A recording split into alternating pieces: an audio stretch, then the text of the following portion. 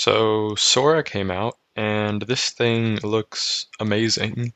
If you have not seen Sora by OpenAI, you should check it out because it looks absolutely incredible in both the quality and in how the video actually is consistent throughout the entire video. It's kind of crazy. Of course, it's not. You can't use it yet, but still, the examples they've shown, if this is even how the model works close to at all, then it'll be crazy to see how good this to see this thing. As previous video models have not been consistent and they have not had good quality at all. So this is a very cool model. Um, from the paper, we can tell that, or from the not paper, technical report, they said that it came from a diffusion transformer. So I'm going to go over the diffusion transformer paper and then a little bit over the paper they have here, or the technical report they have here. Basically, they probably just took the diffusion transformer, scaled it a ton, took a ton of data, clean data, and trained it on that. So, a ton of data and a ton of scale, something that only they can do, or Google or other companies like that. Yeah, but I think it'll be interesting to kind of look at this diffusion models from like the ground up, going to transformers, and then to Sora. So, scalable diffusion models with transformers. This was a paper, I thought it was 22. I guess it was 2023 when it was released. And who was it by? So they basically take a diffusion model, which uses a UNet usually, and they replace it with the transformer, and they find, whoa, no way, it scales. It scales well, unlike every transformer architecture. I'm kidding. Obviously, the transformer architecture scales really well, so that's what they find, and it's consistent with that. But I think they kind of like put everything together in this paper, and I think it's kind of cool. So to start, need to start from a basic diffusion model. So I'm going to do that. Of course, if you already know what a diffusion model is, feel free to skip. But yeah, a basic diffusion model. Basically, you start with an image, and the image you have some. I always draw a cat, so doing that still. There we go. So this will be our image at time 0, so this will be x sub 0. Now what we do is we take this image and we add a little bit of noise through some function. So this function may be p. I think they use p. We'll add a little bit of noise and you'll get time step 1. So I'll denote the noise with these red dots, and you add a little bit more noise to it again, and you get time step 2. So you just use the same function or slightly different variant with different variants, and you get a little bit more noise, and you keep doing this over and over again until you get to an image that is 100% noise. So we'll say t is equal to big T, and this will be x sub big T. And this is just 100% pure noise. So you can think of this process as kind of like an interpolation between two parts. You have your original signal, your image, and you have your noise here. So you can kind of think of it as an increasing or a decreasing signal to noise ratio, where this is 100% signal and this is 100% noise, or this is 100% of your original image, this is 100% of the noise that you have. And you can model that. This is a little bit of a simplification, but it's essentially the same idea that they use in DDPM as 1 minus alpha sub t of, we'll call it x sub 0 plus alpha t epsilon 0.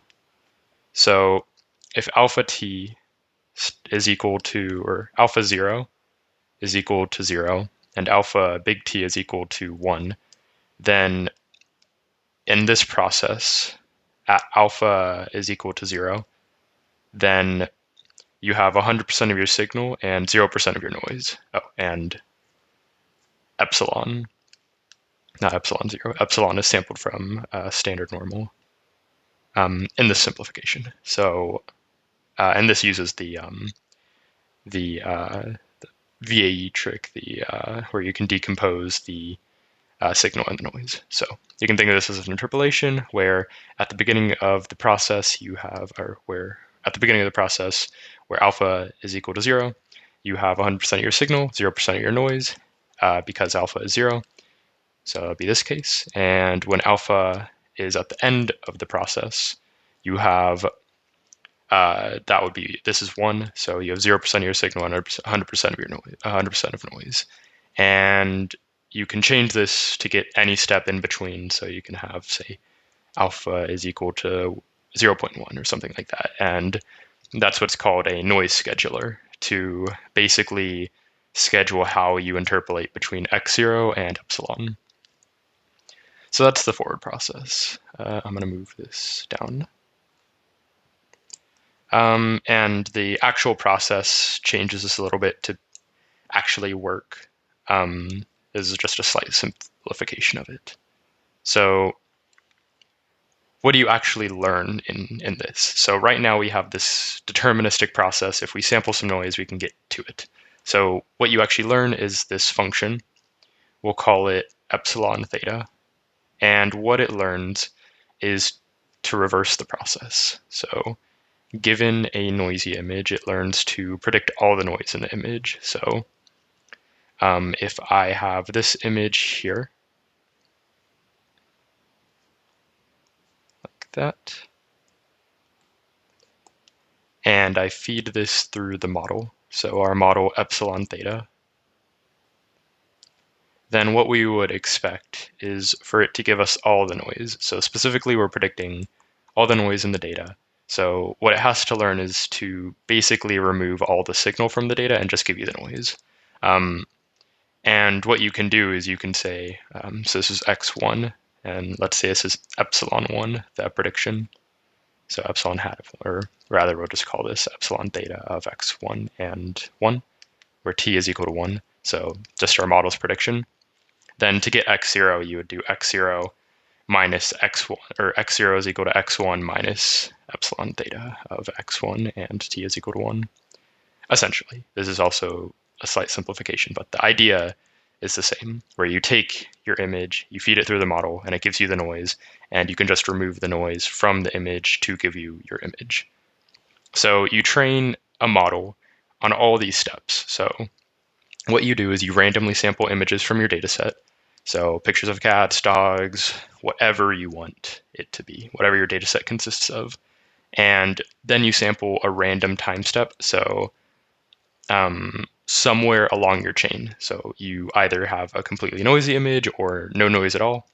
And then you basically give your model the image, the noisy image, and you train it to predict the noise in the image. So the loss is simply just, if I look at this, then the loss is just the mean squared error between the noise, so epsilon, and we'll denote it epsilon t for this time step, and the prediction. So epsilon theta of xt, and this is equivalent to the mean squared error between epsilon t. So this is our actual noise, where epsilon t is sampled from a normal distribution, essentially. What the heck did I draw there?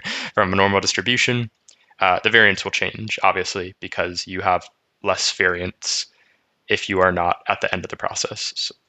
Thus the multiplicative factor of alpha t here.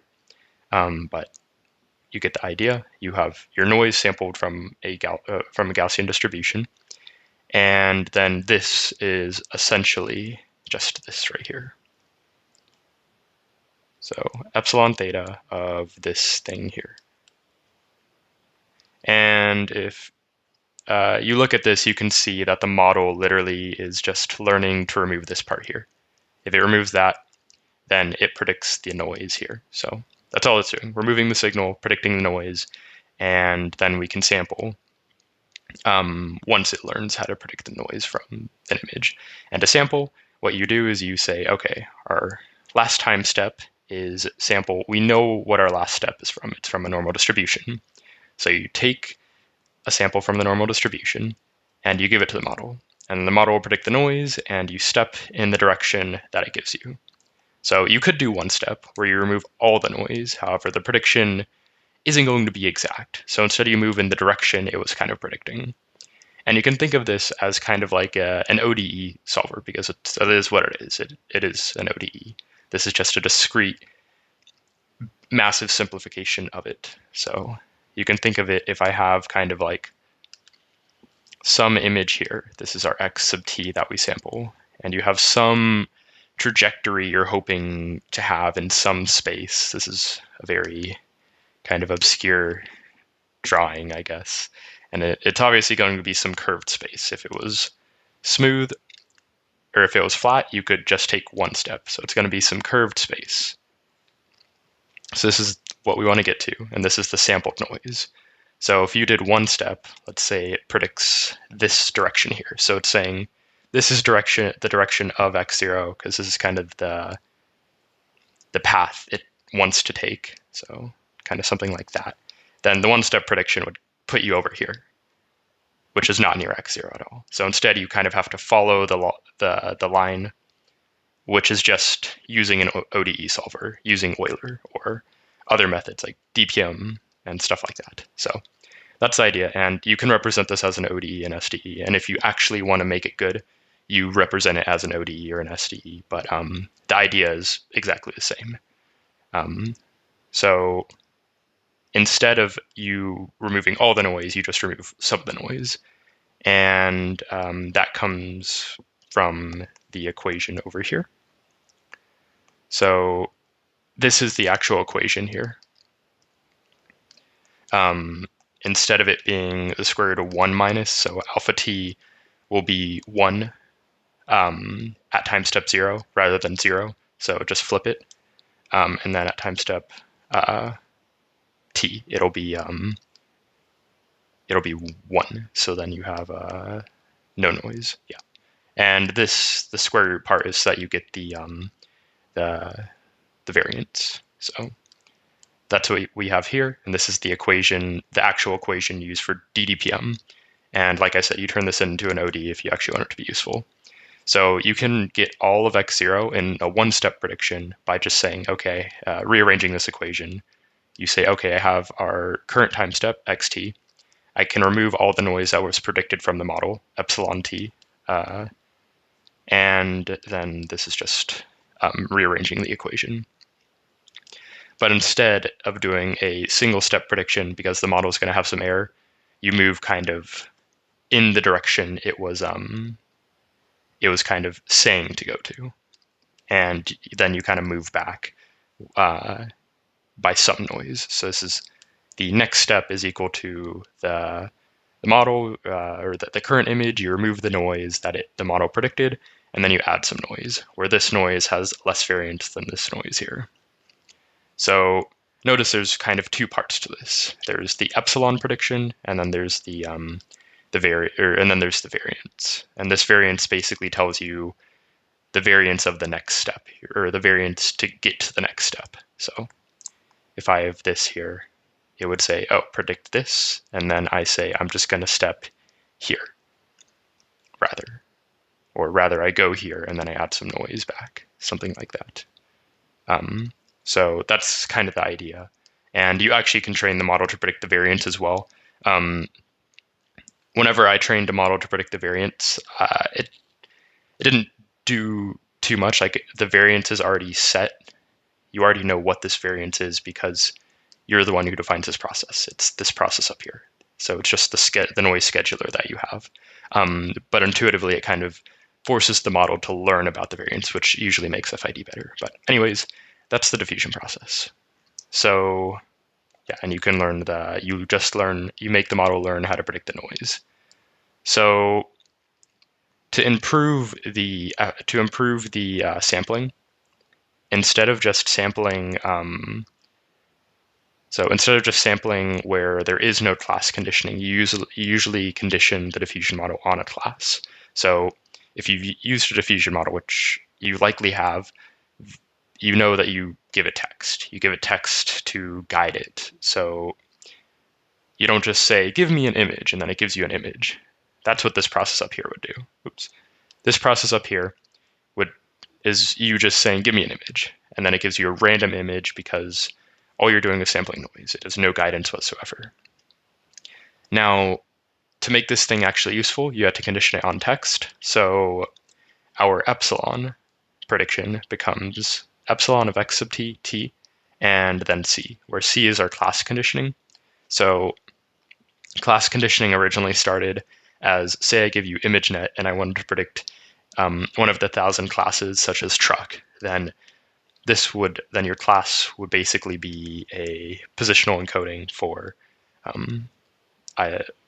whatever index the truck would be. So you say, I have our noisy image here, I have our time step here, and then I want a truck, and it will give you a truck. So you basically just condition it on that, and it'll give you a truck instead of something random. And to kind of emphasize that you want a truck, in this case, you can do kind of a little trick.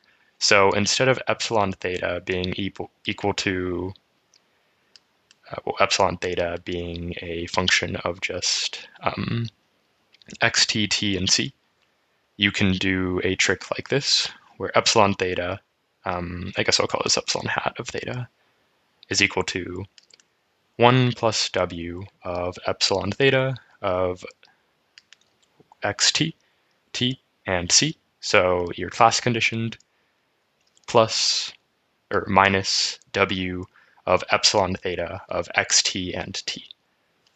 So what this equation is, so this is our classifier free guidance equation. And what this is saying is if we let, and w is greater than or equal to 0. So if we let w equal to 0, then you have none of this, and you have 100% of this. So an intuitive way to think about this is at w0, you have only your class conditions. This is this is basically the base condition. If we just train our model on classes and we don't apply classifier free guidance, then that is when w is equal to 0. Now, as you increase w, this term here gets larger, and you're subtracting this term.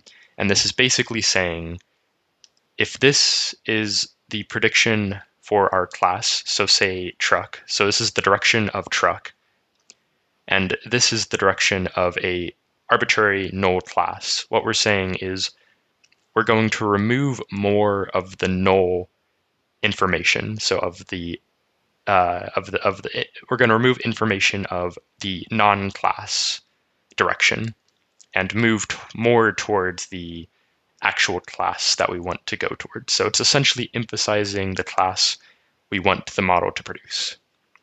So it's essentially a trade-off between diversity and quality, creativity and prompt following. So whenever w is equal to 0, you essentially just have your no classifier free guidance, no emphasis of the class.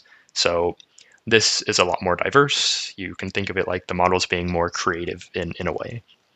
While if w is high, so a high w, then you can think of that as forcing it to follow your prompt a lot more, or forcing it to follow the class a lot more.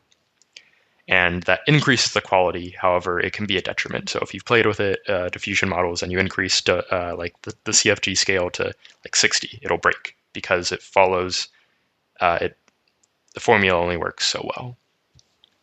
So yeah, that's CFG. And this conditioning here is the text prompt that you give it. And the way you train this is, say, 10% of the time, I'm going to train the model on null data, and 90% of the time, I'm going to train it on class data. And whenever you do that, you can use this formula here, which is very useful. without it, it would be annoying because you can't change how the model follows your prompt at all. So that's CFG. All it's doing is adding this conditioning, and we'll get to the model in a sec. Now, one last thing is VAEs. So normally you don't do diffusion in pixel space because that's expensive. If you did it in pixel space and I have something that is L by W, I basically have to do computations on all L by W. So if this is 512 by 512 pixels, then I have to do computations on 512 squared, and this is your dimensionality here. So I have to do it on 512 squared pixels, which is a ton. And if you think of that as your dimensionality, all the channels, then that's a lot of computation.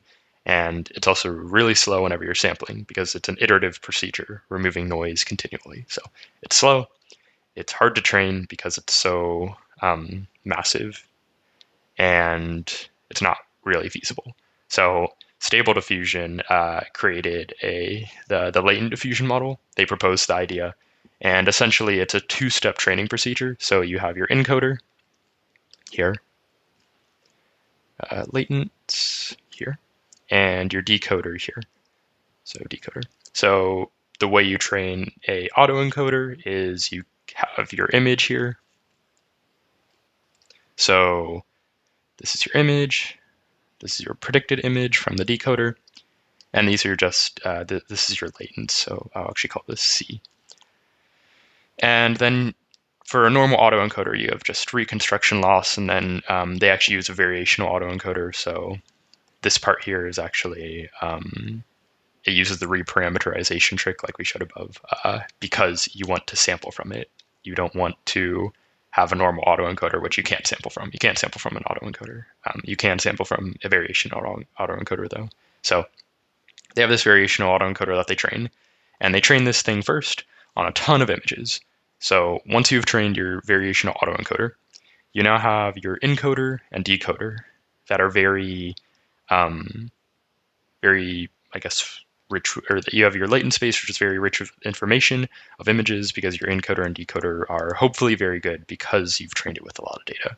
So Stable Diffusion has this, and you can actually just get an encoder and decoder that they've trained from it, so a variational autoencoder, and use that. So, but basically the idea is train a variational autoencoder on a ton of images, and that's step one. And once you have that, you can do this diffusion process. However, this diffusion process is not on the images, rather it's on the latents. So if we have, I know for the Stable Diffusion one, it's a scale of 256 by 256 by 3, and the encoder transitions it from 32 by 32 by to 4. So it's a massive downscale. So you encode all your images, and then you do diffusion on your latent space. So if I have latents at time 0, then I will use P to add noise to the latents, which, write it down here, which doesn't really mean anything to us. It'll look like noise, but it means a lot to the model. So you're corrupting the latents in the exact same process that you're corrupting the normal image. So, and then I guess I'll draw an encoder here. So let me move this. There. So you have your encoder here. You have your image here. So this is like an image of your cat. And then you encode it using the trained encoder. And this will be frozen because it's already been trained and you don't want to change it. It's already a very rich encoder. So these latents will represent the cat. And then you will do this noise procedure on these latents here, just like we did above. And this will give you your diffusion chain. And instead of the model predicting the noise for the image, you have it predict the noise for the latents. So epsilon theta now becomes a function of zt, t, and c. And zt is just the latents. So it's just reversing the process in the latent space, and that's it. And to sample, you essentially do the same exact thing, except once you have your image, so once you have your predicted Z0, so you kind of take your noise, you use your diffusion model to get to here, to Z0, after the iterative denoising procedure. You then send this through your decoder, and this will hopefully give you your picture of a cat that is similar, like that. So you can see how this would be beneficial, because all you have to do is have, and the decoder is also frozen, you only use this for inference. So all you have to have is a diffusion model in the latent space, and that works in 32 by 32 dimensions rather than 256 by 256, which is way less. And it's what most people do, because it's hard to train it on something this large. You got to have some massive GPU, a lot of GPUs. So that's diffusion. Now, that's the basic procedure of diffusion. So how do you actually model epsilon theta in the latent space? So there's three parts to it. The first part is patchifying. So if you've seen a VIT, they basically make this a VIT. So you have your image, and what you do, you have it like this. And what you do is you just break it into patches. So if this is L by W, then you break this into a bunch of patches. So they actually say if it's I by I. So if it's I by I, then you flatten this into patches, where each patch is going to be a token. So this first patch here will be transformed into this token here. So all you do is you take the patch and you flatten it. So this first pixel here, this one here, will represent this value here. And the second pixel here will represent this value here. And third will represent this value here, and so on. And you also flatten the channels as well if you want. So flatten the channels, so you can just like stack it like that. So this will become your first token, and then your second token will be a flattened version of the second patch here.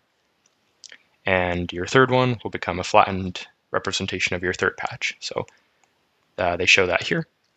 If this is our patch here, so yeah, if this is your image here, and this is your patch, so maybe this is like 128 by 128, and your patch size, so that I would be 128, and your patch size P is equal to 32, then you basically split it into those patches, and like this one, that would be the first patch, that one there, and this patch would represent that one, and this one would represent that one, and this is basically your input tokens, where each of these have dimensionality D to them, like that.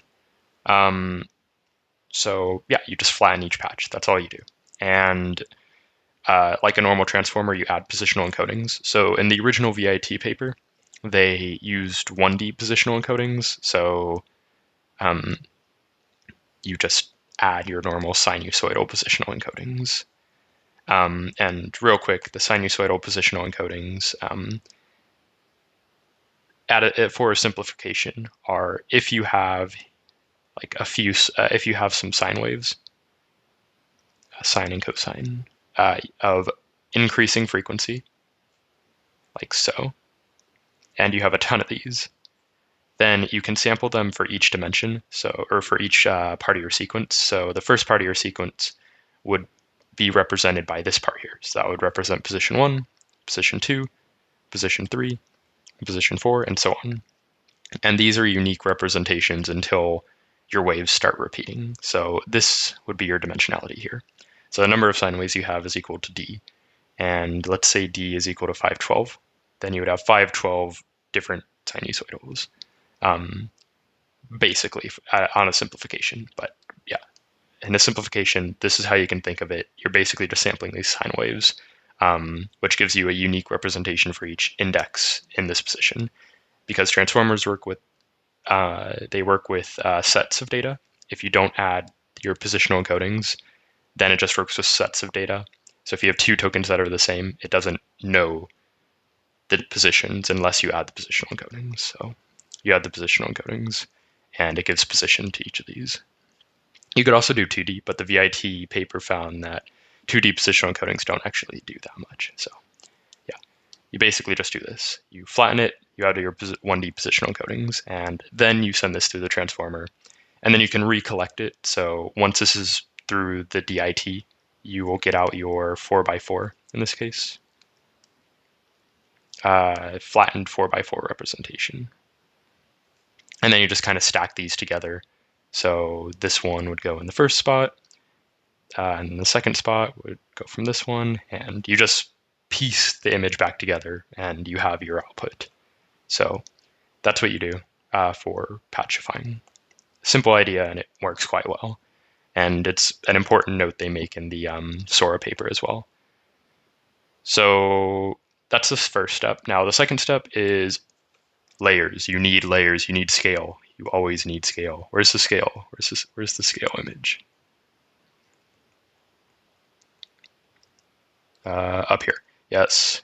You need scale, and for scale you need a transformer. So scale diffusion transformers. So essentially all you do is you throw this through a transformer.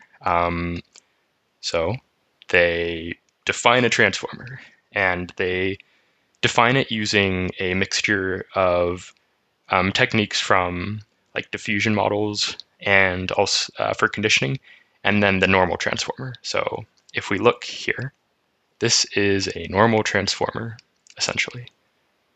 So you have your sequence here. So this would just be your set of tokens, where each of these is a patch. You then have layer norm, and then you have multi-head self-attention, and then you have your skip connection, and then you have a layer norm, and then you have a feed forward, and then you have a skip connection. This is literally just the normal transformer. So what we need to add to it is we need to add conditioning information. So what do we condition on? We condition on multiple things. We condition on one, the time step. So the time step is going to be a vector that represents the time step in our diffusion model. So I drew out the model like this. Notice how I said we have the input image xt, so those are our patches. We have t, the time step, and we have c, the class information. So the time step is easy.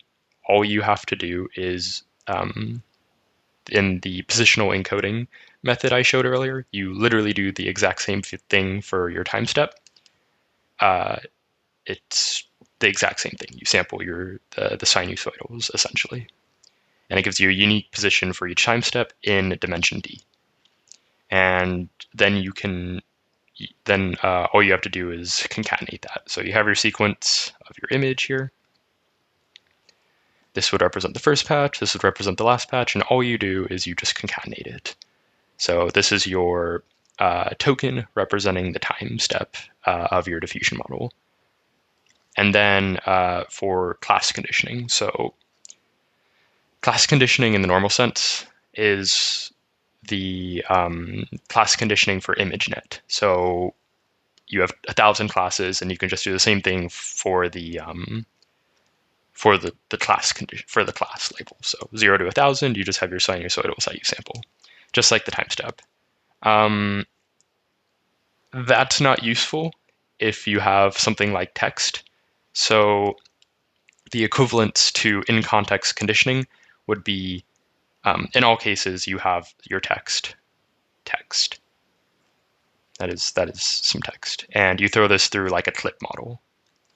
And the clip model will output you, it could output you a vector, but usually you want more information than that. So it'll output you something of sequence length by dimension. I'll actually call this d prime, because d prime doesn't necessarily equal the dimensionality over here. And then you transform this in some way. So you would actually concatenate this whole block onto here. So it would be like multiple tokens that you would concatenate onto here. And this would be your class information. Intuitively, this is a bad way of doing it because you have your image information and your class information all in the same sequence, which is a mess, and it has to deal with all that.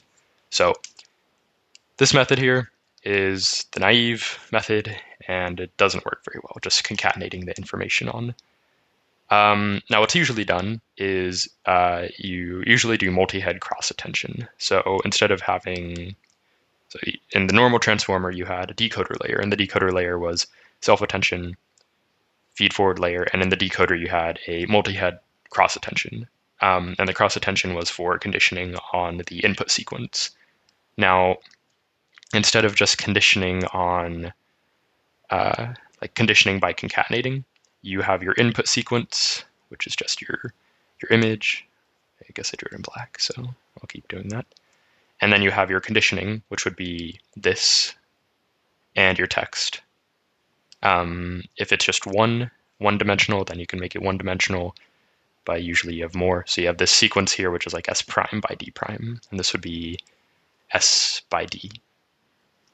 So you can just transform this and do your normal multi-head cross-attention, where your keys and values come from your conditioning and your queries come from your input tokens.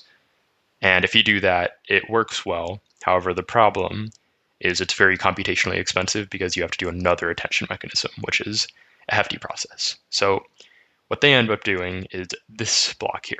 So this block uses something from, it was one of the papers that kind of said diffusion models, I think it was diffusion models begins on image synthesis, where they introduced this block here. At least that's the first time I've seen the block. And they call it, here, ADA-LN, adaptive layer norm. So the layer norm, if you look at layer norm, the layer norm layer, it takes X, and it basically takes all the, so if we have a token here, it basically takes the mean of the token, subtracts it, and divides it by the standard deviation, or the variance of the token. And basically, this is saying if I have a distribution of values, and it has some mean and variance, I'm going to force it to have, that is a stupid distribution, there. I'm going to force it to have a mean of 0 and a variance of 1.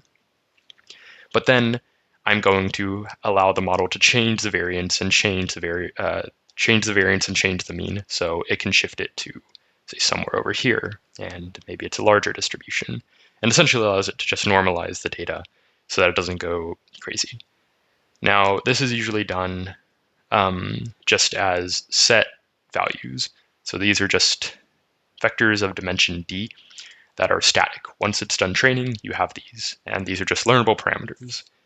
Now, what you can do instead is say, well, what if instead we have our conditioning and we allow the conditioning to define the scale and shift parameters?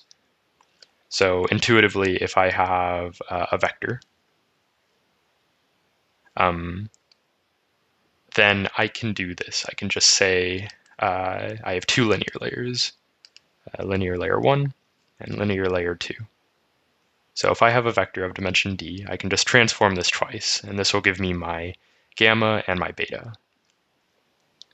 And I can have two linear layers for every layer I have in here. And this allows me to condition the sequence of tokens that I have. So condition the image according to the input sequence here. So depending on the input sequence, it'll change the distribution of features via the shift and the scale. And these are defined by the input conditioning. And for this, you usually just do T plus C, something like that, or C is a vector. And if C is not a vector, you usually do multi-head cross-attention. So in the case of Stable Diffusion XL, they had a bunch of features. I forget what they were, but it was like T plus a bunch of other things.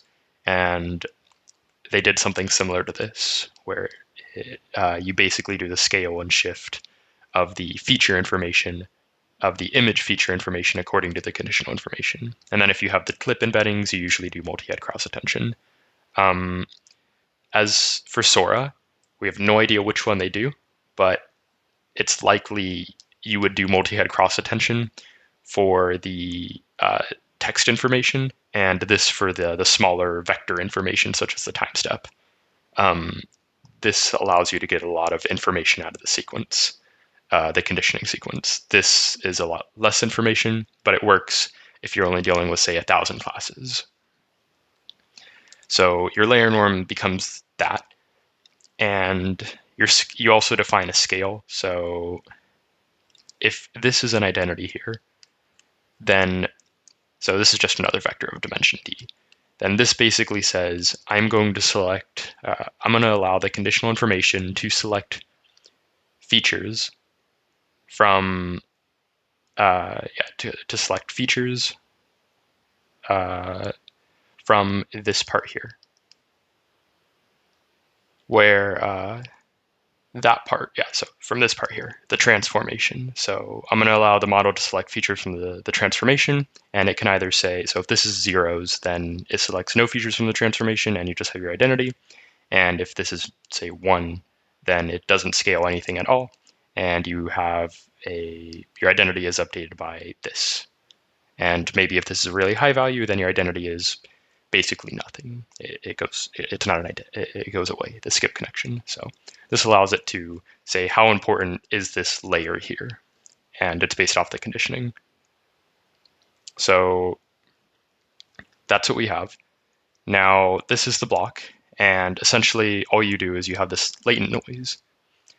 So this would be your xt, and you have your label and your time step. So this would be your 0 to 1,000 information, and your time step t would be, say, it would be time step t somewhere in the diffusion chain. And this would be like your ImageNet class. So you embed these. This gives you a vector of dimension d, and you throw those through the DIT block, and you use this one here. They found this one to be the best one, and also to be quite efficient because it's quite small in parameter count. You then patchify your input image.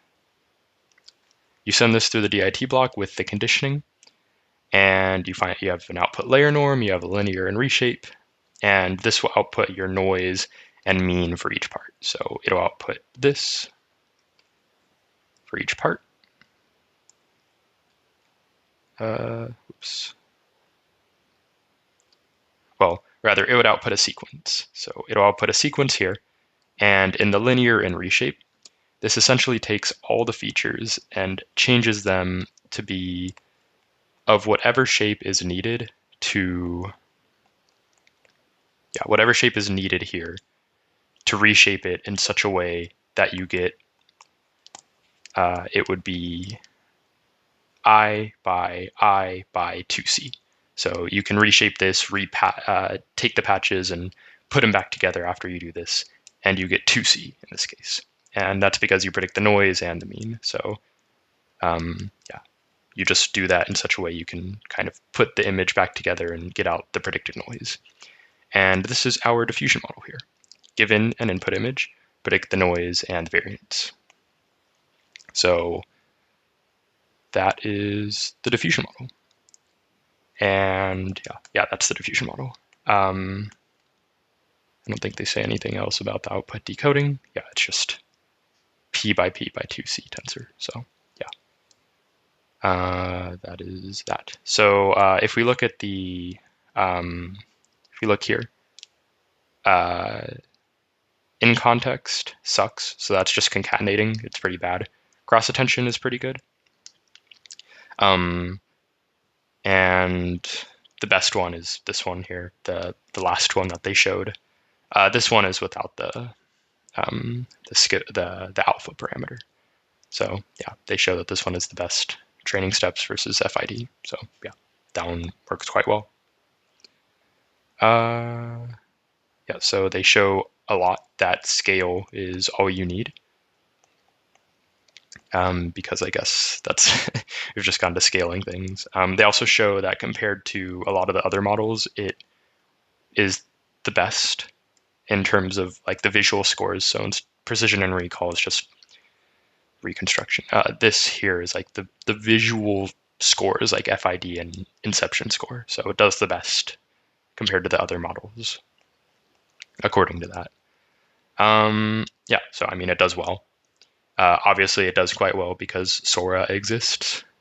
And yeah, if we look, one interesting thing I thought, or I saw in the appendix, besides all the scale stuff, is classifier free guidance on a subset of channels.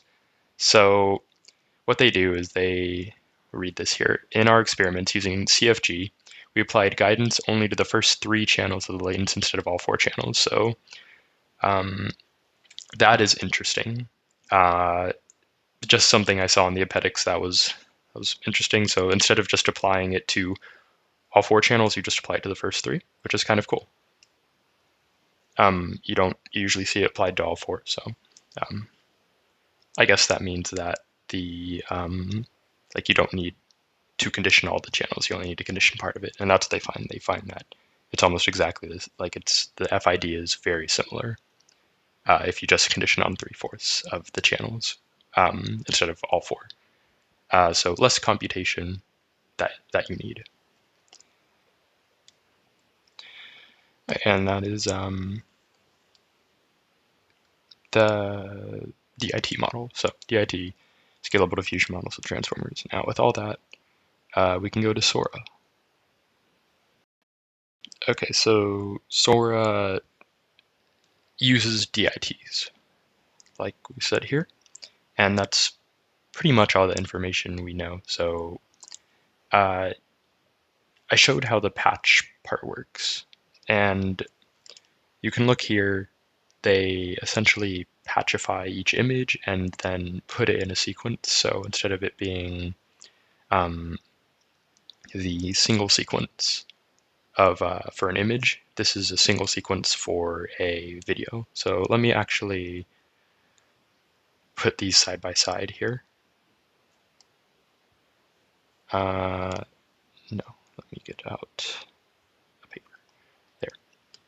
So basically, you're going to be doing this for each image. So you have an image, you have an image, and this will give you a sequence of tokens like that. And this will give you a sequence of tokens like this. And then you just stitch them together. So it goes here, and you just have them stitched together. And then you do denoising on this. So, or rather, you first encode the images using your VAE. You then patchify them. You stick them together, and then you do your modeling on here. So then this would go through your epsilon theta, and epsilon theta is going to be a transformer. The transformer, the DIT, for all these tokens. So each token represents a patch in the video, not a patch in the image. I would imagine they may use 2 sets of positional encodings rather than one for each image and one for each part of the sequence. This would be like you would have like a positional encoding 1, 2, 3, 4, 5, and then you would also have a positional encoding of time step is equal to 1, where time step is the time step in the video. And this would be 1, 2, 3, 4, 5, and then this would be big T is equal to 2, so time step 2. So 2 sets of positional encodings.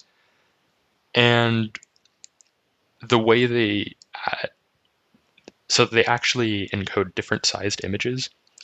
So I actually think they use 3 sets of positional encodings. So this encoding here actually, so I mentioned earlier that VITs find, you can just use 1 set of positional encodings rather than 2. If you're changing the image size, I would imagine you would need 2 sets of positional encodings to tell it what parts of the image are where, and I would imagine that would help. So instead of it being, if I split it up into 3 by 3, like that, where these first 3 belong to these 3.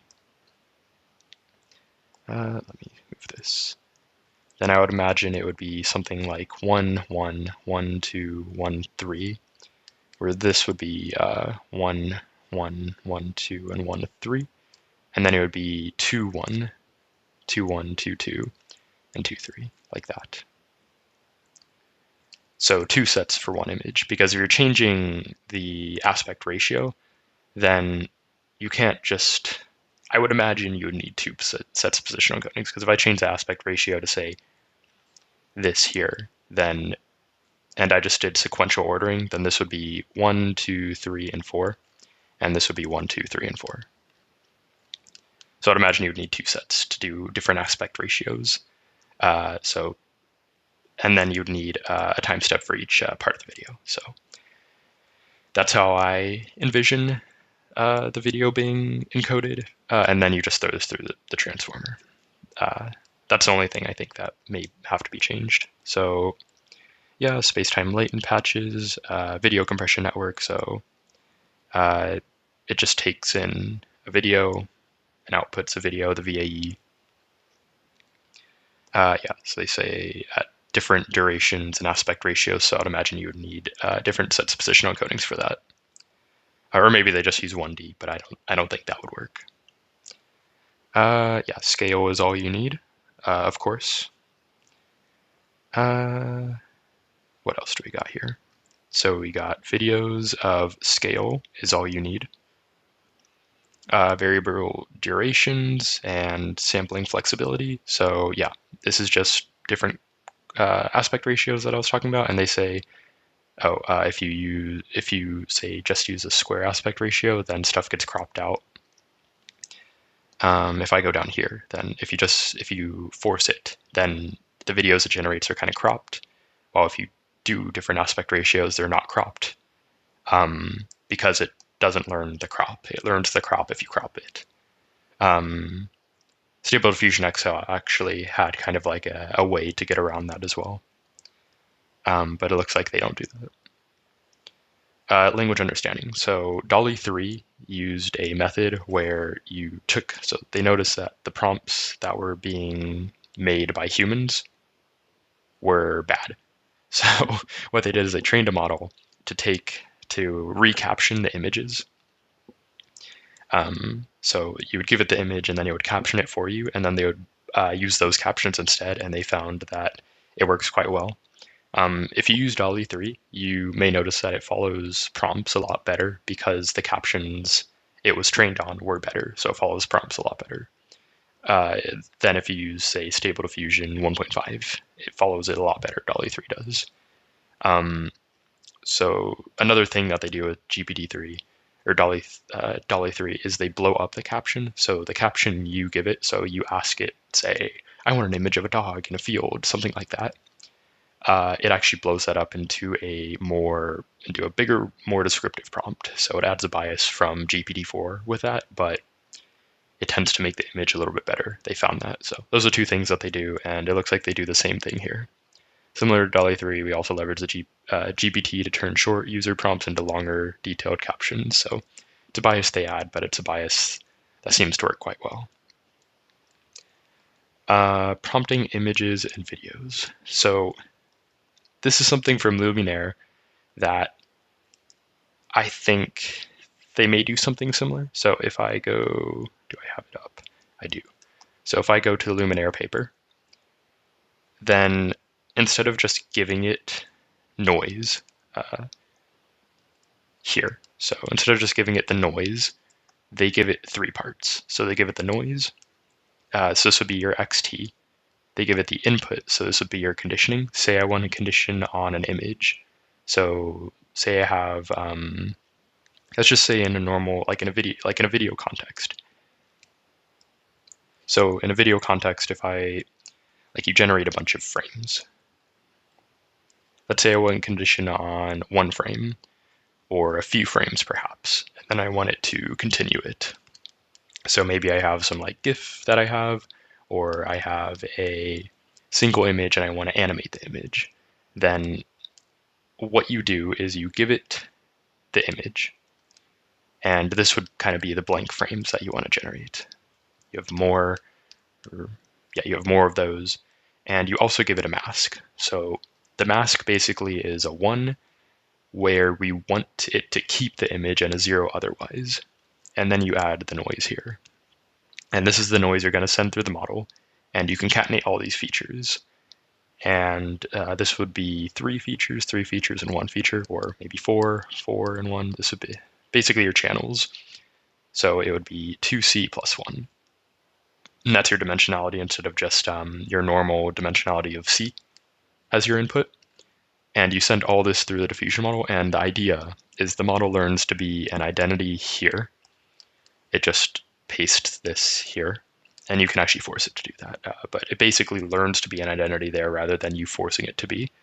And here it learns how to continue it. And you just train this.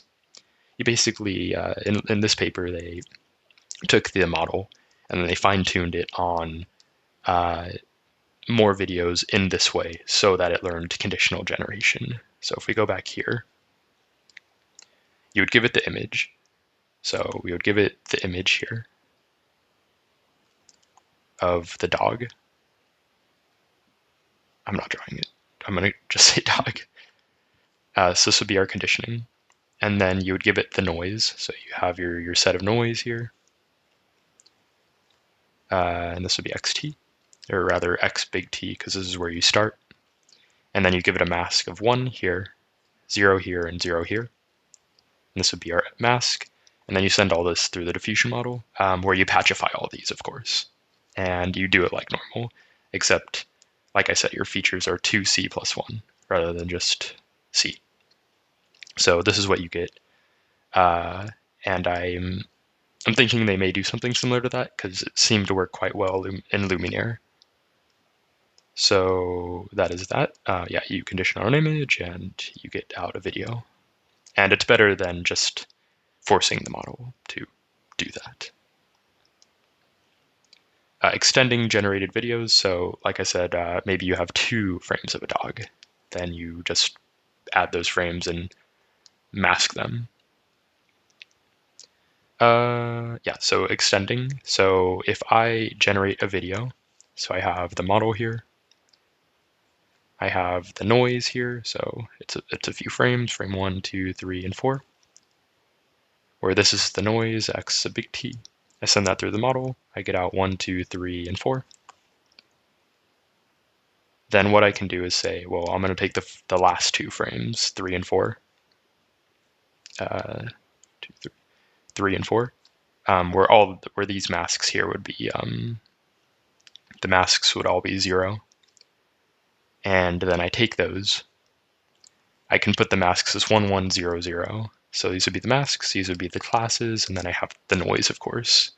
And then I send this through, yeah, I'm going to draw it over here, epsilon theta. Like that, just to emphasize it's the same model.